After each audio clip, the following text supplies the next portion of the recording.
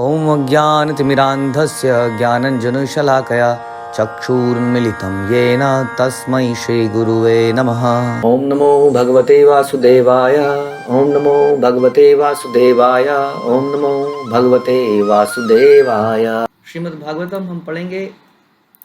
श्लोक संख्या मैंने करना है 21 और थोड़े दिनों में मैं कोशिश करूंगा आप लोगों के सामने कि हम एक बार श्रीमद् भागवत, क्योंकि कथा चलती जा रही है, हम आपको एक बार एक स्ट्रक्चर बताएं कि अभी तक हमने करा क्या है। तो मैं भी अगले 1-2 दिन के अंदर ही मैं कोशिश करता हूँ कि पूरे चैप्टर जो तक हमने किया उसका एक क्विक रिवीजन करेंगे कि अभी हमने पहले चैप्टर में ये किया, दूसरे चैप्टर में ये हुआ, तीसरे में ये हुआ, चौथे में हुआ। और आप कोशिश करेंगे कि हर चैप्टर के बाद मैं आपको एक बार पूरा चैप्टर समरी लेवल पे, हाई लेवल बता दूँ। तो कई बार खो जाते हैं हम कि हम कहाँ पर, हालांकि मैं कोशिश करता हूँ कि बताता रहूँ कि हम कहाँ पर हैं। तो आपने सुना था कि किस प्रकार नारद मुनि के सामने भगवान प्रकट हुए और प्रकट हो गया, प्रकट हो गए और वो उन्हें ढूंढने के लिए व्याकुल होते रहे। उन्होंने फिर से वही प्रयास किया जो उन्होंने भगवान का ध्यान किया था, मंत्र उच्चारण किया था या जो भी किया था, उसने फिर से वो सब किया, लेकिन उसने हैरान हो गया कि वो इस बार कुछ नहीं कर पाया। मतलब कि भगवान प्रकट हुए ही नहीं इस बार। तो वो बड़ा चिंता में आ गया, बड़ा ही व्याकुल हो गया। तो उसके बाद क्या हुआ, जब वो इस प्रकार से इतना व्याकुल हो गया तो अचानक से भगवान की वाणी जो है सुनाई देती है वहाँ पर। और उस गंभीर वाणी जो कि बड़ी मधुर भी थी, उससे भगवान उसको बोलते हैं। हाँ, तो वो हमारा अभी चल रहा है, उसको सुनते हैं। ओम नमो भगवते वासुदेवाय। ओम नमो भगवते वासुदेवाय। ओम नमो भगवते वासुदेवाय। हन्तास्मिन् जमनि भवान् मां दृष्टुमिहार्हति अविपक्वकषायाणां दुर्दशोऽहं कुयोगिनाम्। भगवान ने कहा, हे नारद, मुझे खेद है, तुम इस जीवन काल में मुझे अब नहीं देख सकोगे। जिनकी सेवा अपूर्ण है और जो समस्त भौतिक कलमश से मेरे से पूर्ण रूप से मुक्त नहीं है, वे मुश्किल से ही मुझे देख पाते हैं। देखिए, बड़ा इंपॉर्टेंट भगवान बता रहे हैं कि कौन भगवान को नहीं देख सकता है। जिनकी सेवा अपूर्ण है, जो समस्त भौतिक कलमश से पूर्ण रूप से मुक्त नहीं हुए हैं, वे मुश्किल से मुझे देख पाएंगे। भौतिक कलमश क्या होता है? भौतिक कलमश होता है हमारी इच्छाएं, मेनली हमारी इच्छाएं। उसमें कई सारी चीज़ें बता सकते हैं, लेकिन जितनी भी समस्याएं हैं संसार में, वो भौतिक इच्छाओं की वजह से, हमारी attachment to this material world. तो भौतिक कलमश की वजह से जो मुक्त नहीं हुआ है, अभी भी उसके अंदर मेटीरियल डिज़ायर्स हैं, वे मुझे मुश्किल से ही देख पाएंगे, बता रहे हैं। यानी कि इतना आसान नहीं है कि हम आसानी से भगवान को देख लें। उसके लिए हमें अपने आप को टोटली शुद्ध करना पड़ेगा। शुद्ध करने के लिए हमें कुछ प्रैक्टिस करनी पड़ेगी, राइट। हमें शुद्ध करने के लिए अगर हम फिजिकल रूप से भी शुद्ध होना चाहते हैं तो हमें नहाने जाना पड़ता है ना। हम साबुन लगाते हैं, हम कुछ करते हैं, बाल धोते हैं। हाँ, तो उसके लिए भी कुछ करना पड़ता है। ऐसा नहीं है कि कुछ एक हवा ली, हवा से हम शुद्ध हुए। कुछ तो हमें करना ही पड़ता है, उसके लिए कुछ तो प्रयास तो करना ही पड़ता है। तो फिर सोचिए, इंटरनल जो क्लीनिंगनेस है वो कितना मुश्किल है, क्योंकि हमारे असली गंदगी तो हमारे मन के विचारों में है, हमारी इच्छाओं में है। उसको साफ करने में बड़ा समय लग जाता है। कई बार हम देखते हैं कोई स्पिरिचुअलिस्ट व्यक्ति है जो अध्यात्म की प्रैक्टिस कर रहा है बहुत समय से, अचानक से कोई ऐसा विचार आता है, उसको अपने आप से घृणा होती है कि मेरे अंदर ये विचार कहाँ से आया। कई बार लोग परेशान होते हैं, प्रभु जी मैं ऐसा कुछ भी नहीं पढ़ रहा हूँ, कुछ नहीं सोच रहा हूँ, कुछ नहीं देख रहा हूँ, फिर ये विचार कहाँ से आ जाते हैं? क्योंकि जन्मों से हमने यही सब किया है, उसके इम्प्रिंट्स बड़े गहरे पड़े हुए हैं, इसलिए अचानक से वो कई बार आगे आए थे। इसलिए कहते हैं कभी प्रजल्प नहीं करना चाहिए। याद रखिए वो सारे सीन याद कीजिए जब बचपन में हमने राजा राम पर जोक मारे थे या जोक क्लास में बैठ के सुने थे। आई एम श्योर, खास तौर पे हमारे धर्म में तो इतनी छूट मिल गई है, हम लोग लिबरल होने के नाम पे इतने लिबरल हो गए, हर चीज़ को लिबरल कर दिया। वुमन को लिबरेट कर दिया हमने, अपने मन को लिबरेट कर दिया, ऐसा लिबरेट कर दिया कि हम कुछ भी बोल सकते हैं। इसलिए बोलते हैं हिंदू मतलब नो बिंदु, कोई बिंदु नहीं है, कोई फुल स्टॉप नहीं है, कोई पीरियड नहीं है, जो मर्जी बोला जा सकता है। तो न जाने कितने जोक हमने राजा राम पे, भगवान राम पे, सीता पे, कृष्ण पे, गोपियों पे मारे। हाँ, कितने पुष्प फूलों के ऊपर हमने कितने जोक मारे होंगे। अब क्या होता है, जब भी भगवान को फूल अर्पित कर रहे हैं वो बात ध्यान में आती है और इतना दुख होता है, अरे कहाँ मैं गिर गया हूँ, मैं भगवान को क्या कर रहा हूँ, मेरे दिमाग में क्या आ रहा है ना। तो ये हमारे पुराने मन का दूषित कलंक है जो कि धीरे धीरे जाता है। आप जानते हैं कि एक शराब किसी बर्तन में रख दी जाए, अगर मिट्टी के बर्तन में, तो शराब उसमें से फेंक भी दे जाए तो भी उसके बर्तन के अंदर से शराब की बू नहीं जाती है। उसको बहुत समय तक पानी में रखा जाए शुद्धि के लिए, बहुत कोई प्रयत्न, तब उसके अंदर से वो चीज़ समाप्त होती है। उसी तरह से वो रगों में वो गंदगी घुसी हुई है, तो कितना मेहनत करनी पड़ेगी शुद्धता के लिए। ये कोई आसान काम नहीं है। इसलिए हम कहते हैं आपको कि कथा को सुन के आपको कुछ करना भी पड़ेगा, हमें कुछ करना भी पड़ेगा। इसलिए हम कहते हैं कि जो स्पिरिचुअल प्रैक्टिसेस हैं उसमें श्रवण एक है, लेकिन श्रवण के माध्यम से कुछ प्रैक्टिकल भी होना चाहिए। हाँ, श्रवण भी एक बहुत इंपॉर्टेंट काम है, लेकिन उसके आधार पर हमें जप करना आवश्यक है। जप करना हमारे इसमें प्रोसेस में एक सबसे महत्वपूर्ण प्रोसेस है, जो कि हमारे मन के कलमश को दूर करेगा। लेकिन जप करने के लिए, विश्वास पैदा करने के लिए श्रवण करना आवश्यक है। हाँ, जितना श्रवण करेंगे उतना भक्ति के कार्यों के लिए दृढ़ता आएगी, और फिर उस दृढ़ता से क्या करेंगे, जप करेंगे, कीर्तन करेंगे। तो जो इस प्रकार से शुद्ध होगा वही भगवान को देख पाएगा। तात्पर्य श्रील प्रभुपाद बताते हैं कि भगवत गीता में भगवान को अत्यंत शुद्ध, सर्वोपरि तथा परम सत्य के रूप में वर्णित किया गया। परम शुद्ध, सर्वोपरि, परम सत्य, ऐसा बताया गया। उनके अंदर भौतिकता लेश मात्र भी नहीं है। अब सोचिए कि जिस व्यक्ति को उनके पास जाना है उसको भी इतना ही शुद्ध होना पड़ेगा, रंच मात्र भी उसके अंदर भौतिक अनुराग नहीं रह सकता, तो वही व्यक्ति जाएगा। नहीं तो क्या होगा, प्रकट और अप्रकट। कहने का तात्पर्य यह है कि मनुष्य को इंद्रिय तुष्टि की इच्छाओं तथा इंद्रिय तृप्ति की तृष्णा से मुक्त होना पड़ेगा, तभी वो ऐसा कर पाएगा। नहीं तो इस संसार में क्या होगा, जैसा बता रहे थे भगवत गीता में, प्रकट होगा और फिर से अप्रकट हो जाएगा, मृत्यु को प्राप्त करेगा और जन्म लेगा। मनुष्य को समस्त भौतिक आसक्ति से रहित रहना चाहिए और आध्यात्म के धरातल पर स्थित होना चाहिए, तभी उसे भगवान का सानिध्य प्राप्त हो सकता है। इतना इजी काम नहीं है। लोगों को इजी प्रोसेस चाहिए, इसलिए वो कई सारे पूजा पाठ या ऐसे रीति रिवाजों में चले जाते हैं, लग जाते हैं, क्योंकि वहाँ पे सब कुछ बहुत इजीली है। कुछ खाने पीने में बंधन नहीं है, किसी चीज़ में कोई बंधन नहीं है। एक छोटी सी बीमारी को दूर करने के लिए डॉक्टर हमको कितने इलाज बताता है, इलाज के साथ साथ में कितने परहेज बताता है। अभी कोरोना का जब डर लोगों के अंदर फैला तो लोगों ने सारे परहेज कर डाले। जिस लोग आदमी ने आज तक कोई परहेज नहीं किया था उसने भी कहा था भैया मरने से बचो, ये परहेज कर लो। लेकिन हमें आध्यात्मिकता बड़ी सस्ती चाहिए, उसमें हम कोई परहेज नहीं करना चाहते। उसमें हम नहीं करना, कम से कम सबसे सस्ता कैसे मिल जाए, इसी के चक्कर में हम रहते हैं। इसलिए हम लोग स्पिरिचुअल प्रैक्टिसेस नहीं कर पाते, जिसमें यम और नियम, कुछ करना है कुछ नहीं करना है, कुछ डूज हैं कुछ डोंट्स हैं। जैसे कि हमारे 4 नियम हैं, हम कहते हैं मांसाहार नहीं करना है, धीरे धीरे, हम ये नहीं कह रहे पहले दिन हो जाएगा। मांसाहार नहीं करना है, नशा नहीं करना है, पराई स्त्री से संबंध नहीं बनाना है, जुआ नहीं खेलना है। कम से कम ये तो करें, कम से कम ये ना करें। और फिर करें क्या, भगवान के नामों का जप कीर्तन इत्यादि करें, श्रवण नित्य करें। तो इस प्रकार से बता रहे हैं कि तभी उसे भगवान का सानिध्य प्राप्त हो सकता है। अतएव सर्वोत्तम विधि यह है कि मनुष्य वहाँ जाकर रहे जहाँ भगवान की दिव्य रूप से पूजा की जा सकती है, उसी जगह में रहे, ये सर्वोत्तम है। कितना अजीब सी बात है कि हमें अपने घर में जाने के लिए कितना कन्विंस करना पड़ रहा है कि जाइए, आप यहाँ पर दुखी हैं, फिर भी क्योंकि हमारी अटैचमेंट है। कई बार मैंने ऐसा देखा है कि कई लोग ऐसे हमारे साथ में हुए कि वो बड़ा परेशान है, अकेले रहते हैं, अपनी जगह से परेशान है, आसपास कोई मदद करने वाला नहीं है। हम कहते हैं कि आ जाइए हमारे पास, आ जाइए, लेकिन जस्ट बिकॉज उस जगह से रहते रहते आसक्त हो गए हैं बहुत सालों से। हाँ, कई बार कोई माता कहती है मेरी अर्थी आई थी, क्या मेरी डोली आई थी और मेरी अर्थी यहाँ से जाइए। न जाने कितनी बार हमारी डोलियाँ आ चुकी हैं और कितनी अर्थियाँ हमारी उठ चुकी हैं, कितने हमारे जन्म हो चुके हैं, पता नहीं कौन सी डोली और कौन सी अर्थी की बात कर रहे हैं हम। तो ये यही तो कहते हैं भौतिक कलमश, ये भौतिक इच्छाएं। वास्तव में अपनी डोली हमेशा के लिए उठानी है, ताकि अगली बार डोली ना आए कभी यहाँ पे। डोली आए तो सीधा डोली कहाँ जाए, भगवान के धाम में ही जाए। तो इस प्रकार से हमारी आसक्ति, हम कह रहे थे, कैसे हो जाती है, किसी जगह में रहते रहते, किसी शरीर में रहते रहते। जैसे कि हमें याद आता है कहानी इंद्र की, कि एक बार इंद्र को श्राप मिला और वो सूअर का योनि मिली उस समय के लिए। अब जब सूअर की योनि मिली तो आप जानते हैं कि सूअर के बच्चे होते हैं बहुत सारे, तो छोटे छोटे गुलाबी गुलाबी से उसके बच्चे हो गए। मल खाने में, अब सूअर अपने बच्चों को भी खिलाएगा तो क्या खिलाएगा, आओ तुम्हारे लिए आज पार्टी है, एक ऐसी नाली मैंने ढूंढी है जहाँ पे बहुत मल मिलेगा, चलो सारा परिवार चल रहा है, कुछ कुछ कुछ कुछ कुछ करके। हाँ, सारे चल रहे हैं, पिगलेट्स सब जा रहे हैं, क्या है आज पार्टी है, आज हम रेस्टोरेंट में जाएंगे, एक नई नाली मिली हमें। तो ऐसा जीवन वो जीने लगा, इंद्र राजा देवताओं का।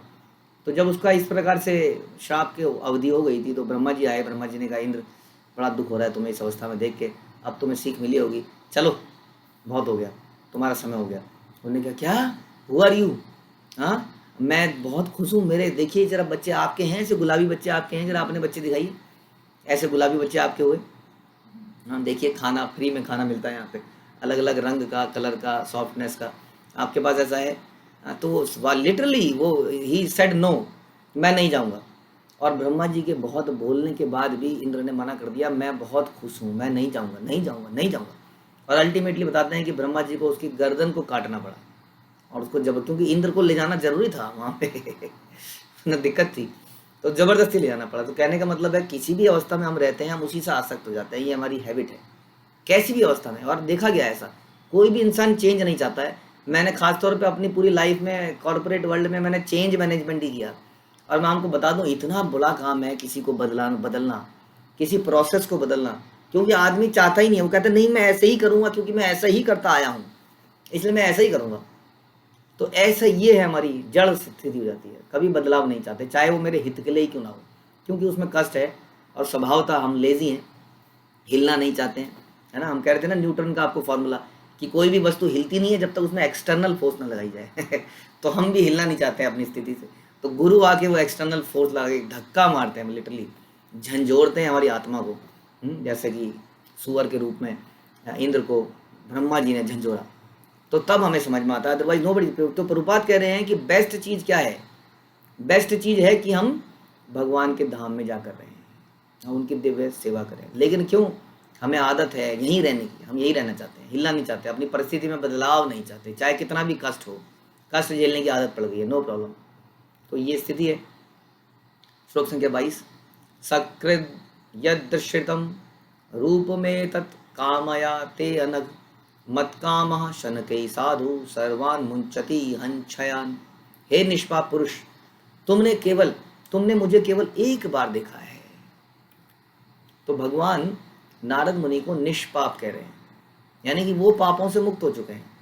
हाँ, फिर भी भगवान को एक ही बार देख पाए और भगवान अदृश्य हो गए। कह रहे हैं तुमने मुझे एक ही बार देखा है, और यह मेरे प्रति तुम्हारी इच्छा को उत्कट बनाने के लिए है। कई बार लोग कहते हैं कि प्रभु जी प्रारंभ में अचानक से मेरे आंसू बहते थे, हाँ, दर्शन करके, कीर्तन करके, लेकिन अब आंसू नहीं बहते हैं।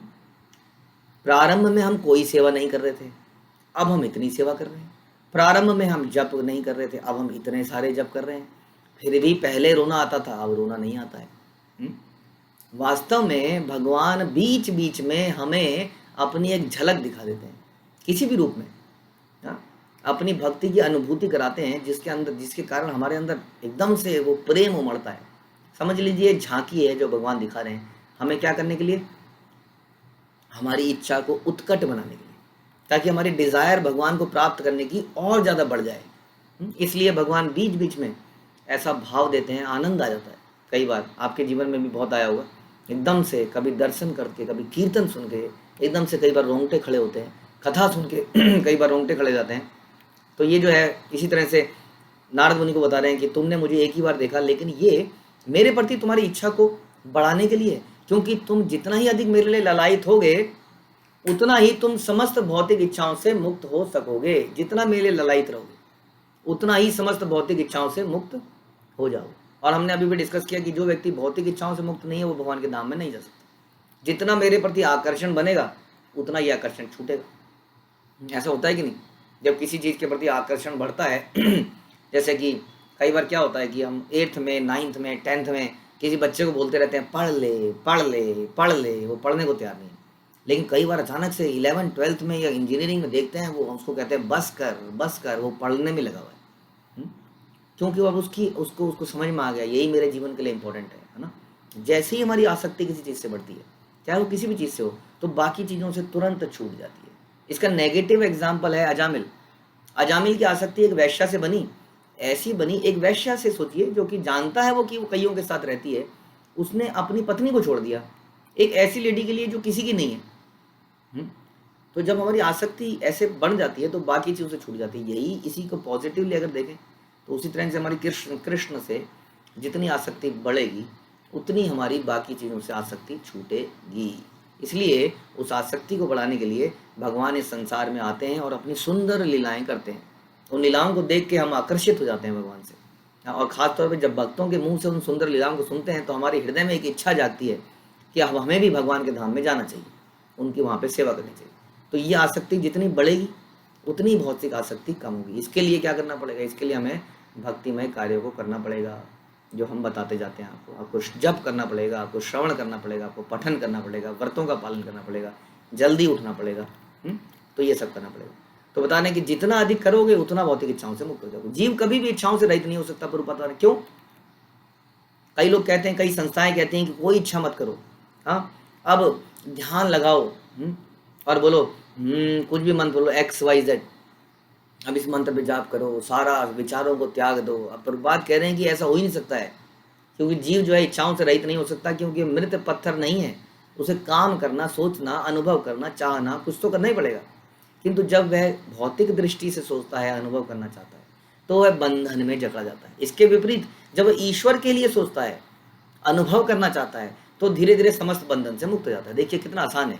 हम ये नहीं कह रहे कि आप सोचना बंद कर दीजिए, बड़ा मुश्किल काम है विचारों को जीरो कर लेना। हम ये कह रहे हैं कि अभी तक आप कुछ प्लानिंग करते थे, अभी भी प्लानिंग कीजिए। प्लानिंग कीजिए कैसे मेरी भक्ति आगे बढ़ेगी, कैसे प्रचार बढ़ाया जाए, कब ऐसा दिन होगा कि मैं अपना प्रसाद का वितरण कर पाऊंगा, कब ये दिन होगा कि मैं पुस्तक वितरण कैसे बढ़ाऊं। मैं अपने आसपास वालों को पुस्तक वितरण तो कर दिया, अब किसको पुस्तक वितरण करूं, अब अगली बार मैं क्या करूंगा। कितनी प्लानिंग कर सकते हैं आप। सवेरे मैं जल्दी नहीं उठ पा रहा हूँ, नहीं उठ पा रही हूँ, कैसे करूँ, उसकी प्लानिंग करेंगे। मेरा जप में ध्यान नहीं लगता है, कारण किसी के घुटने दर्द है, किसी के पेट में कुछ होने लगता है, किसी के विचार बहुत हिलते हैं, डुलते हैं, किसी को झपकियाँ आती हैं।